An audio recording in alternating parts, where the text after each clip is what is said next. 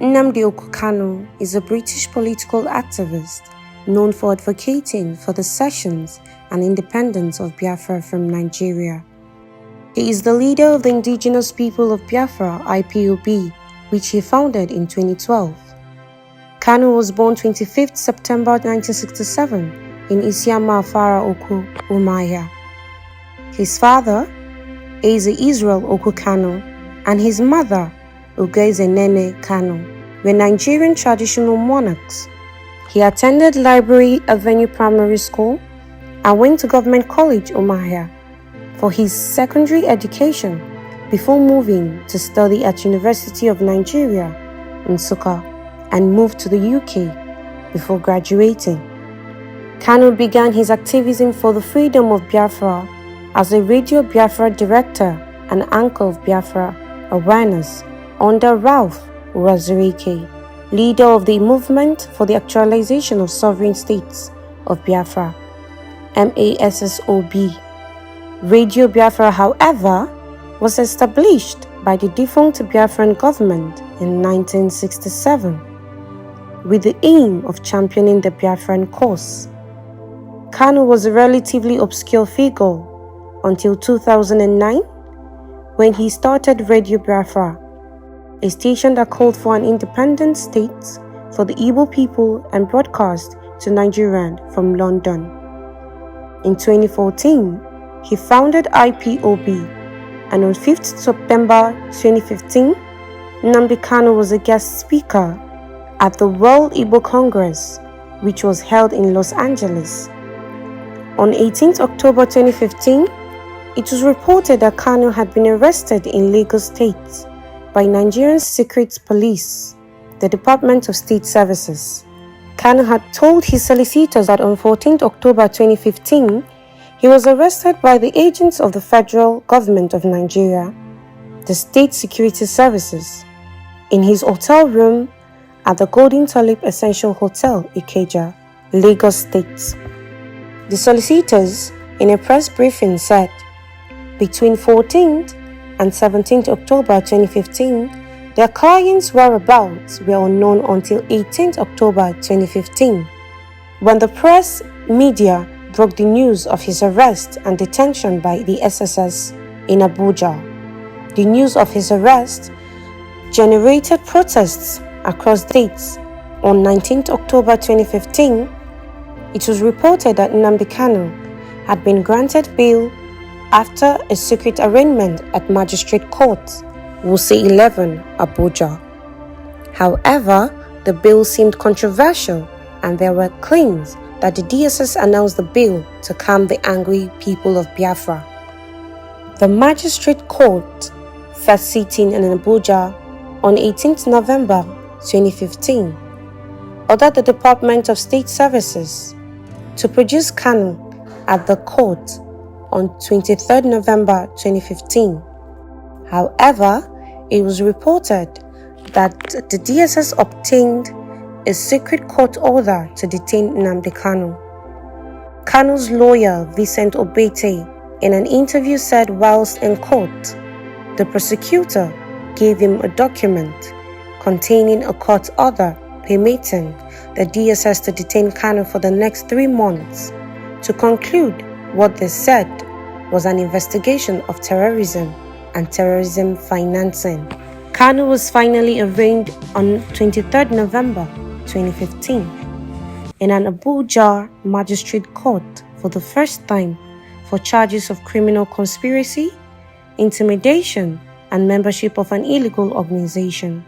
The charges violate Section 97, 97B, and 397 of Nigerian's Penal Code. Chief Magistrate S. Usman had, at the last adjourned date, berated the DSS over its failure to produce Kanu in court on the 2 consecutive times the matter came up before the court. Meanwhile, Kanu's supporters stormed Nigeria's capital city of Abuja in luxury buses on a peaceful protest for their leader, who was arraigned by the federal government. Pro-Biafra protesters with placards sang and danced outside the court premises whilst the hearing proceeded. More protests by IPOB members, numbering over 15,000, grounded vehicle movements in the southern eastern key economic city of Onitsha concurrently.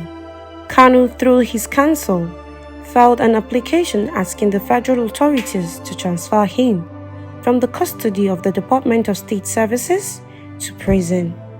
His lawyer, Obete, insisted that transferring his client to prison would enable him to have easy access to his legal team. Whilst in court, the DSS requested the Wuse Zone 2 Senior Magistrate Court to discontinue the trial of Nnamdi Kanu under Section 108 of Administration of Criminal Justice Act 2015. A Dakwo folder said the DSS had obtained an order from the Federal High Court, Abuja, dated 10th November, to detain the accused in its custody for 90 days. However, Kanu's lawyer Obete objected to the continued detention of his client. Obete prayed the court not to discontinue the case because the prosecution did not present any information from the Attorney General of Nigerian Federation, who had the authority to approve such. Obete also told the court that the DSS violated the order of the court which granted bail that was perfected but not granted, adding that the accused had been in DSS custody since he was arrested. The court's magistrate Usman Shuaibu, after listening to both counsels, adjourned the matter until 1st December 2015 for a ruling. On 20th October 2015, Vanguard announced that Kanu had been released on bail. However, media sources supporting the objectives of IPOB called the bail controversial and claimed the DSS announced the bail only to calm the angry people of Biafra. Kanu was finally released on bail by Justice Binta Nyako for health reasons. Kanu then disappeared from the public view after his home was raided by the Nigerian military in September 2017, an event which led to the deaths of 28 IPOB members. Not being seen in public for over a year, there was wide-ranging speculations regarding his whereabouts, with members of the IPOB accusing the Buhari government of having abducted him. However, in October 2018, unattributed photographs and videos apparently placing him in Israel were widely circulated on social media, and this was later confirmed by mainstream media.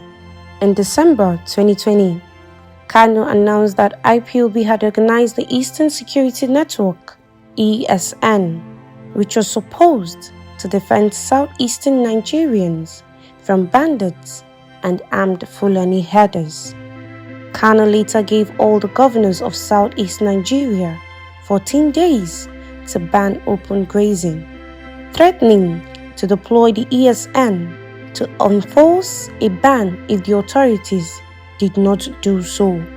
The Nigerian government regarded the formation of a non-state sanctioned parliamentary organization as unacceptable and moved to suppress the group.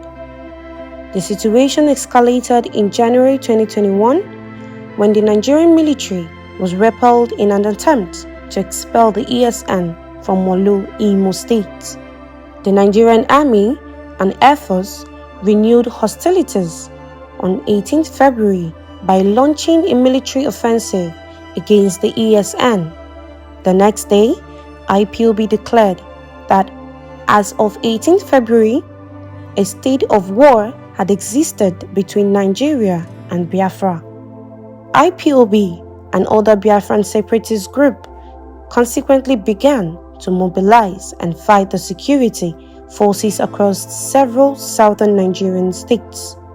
Despite this, Kanu maintained that IPOB was interested in a non-violent solution of the conflict and that ESN was supposed to fight bandits not the Nigerian security forces.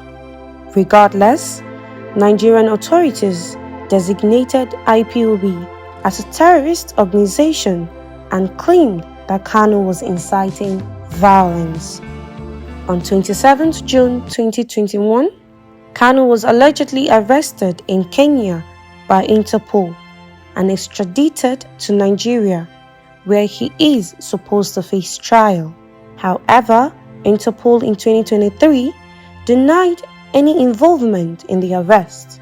Kanu's brother claimed that he had been arrested by the Kenyan police. Kanu's arrest has sparked anger among Biafran separatists and other Nigerian supporters to his cause. The World Igbo Congress declared the arrest as an illegal abduction and international gangsterism. Following his arrest, questions had been raised over what was termed Kanu's disregard of the Nigerian Constitution to abscond bail in 2017. On the occasion of his arraignment in court on 29 June 2021, Kanu told the presiding judge that the Nigerian military forced him to flee the country in 2017. The trial began in October 2021, with Kanu being accused of terrorism, treason, involvement with a banned separatist movement, inciting public violence through radio broadcasts, and defamation of Nigerian authorities through broadcasts. He pleaded non-guilty in all cases. The proceedings were accompanied by protests and general strikes organized by his supporters. On 19th January 2022, Justice Benson Anya of the Abia State High Court ruled that the 2017 arrest of Kanu was unlawful and an infringement on his human rights, and that his abduction and forceful return to Nigeria was illegal under local and international laws. Anya also ruled that the Nigerian government should pay Kanu a sum of 1 billion naira as a compensation for the violation of his fundamental human rights. Despite this ruling, Kanu remained under arrest and the trial continued, as the other charges were still discussed. In December 2023, Nigerian Supreme Court reinstated terrorism charges against Kanu. As of 2024, his lead counsel is Barrister Oloy Ejimako. In mid-2024, a number of Nigerian politicians argued for Kanu's release.